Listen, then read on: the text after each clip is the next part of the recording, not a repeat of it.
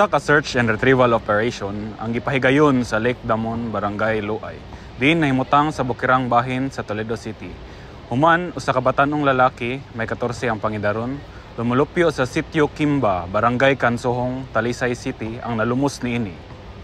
Setyembre 21, tuig 2024. Adlawng Sabado bahin alas 10 sa kabuntagon, ngingong naligo ang biktima uban ang iyang upat ka mga higala nga batanong lalaki usab ug nagduwa-duwa sa bamboo raft sa naisgutang lawa. Hangtod nga nahimutngunan sa usa nila nga naglisod na og langoy ang biktima. Suwayan pagluwas sa iyang upat ka mga higala ang biktima, apan naglisod og giabtag ka kapoy, ingon nga miatras sila og nangitag tabang.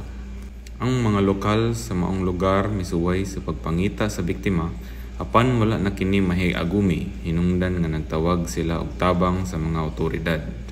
Sa sunod nga adlaw, Setyembre 22, adlawng Domingo, takna sa alas 3:30 sa kahaponon, nagkadawat og tawag ang Toledo City Fire Station ubos sa pagdumala ni Fire Chief Inspector Paul Patrick T. Laude, ang City Fire Marshal, gikan sa City DRRMO nga nagpahibalo sa maong insidente.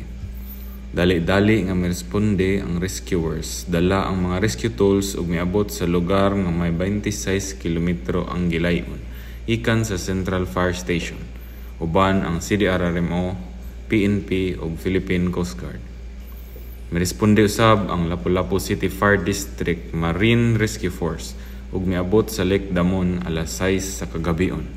Apan gihunong ang maong search and retrieval sa Philippine Coast Guard Special Operation Group tungod ngit-ngit na ang kagabion ug gipadayon ang operasyon alas 6:30 sa kabuntagon sa sunod nga adlaw, Setyembre 23, adlawng Lunes.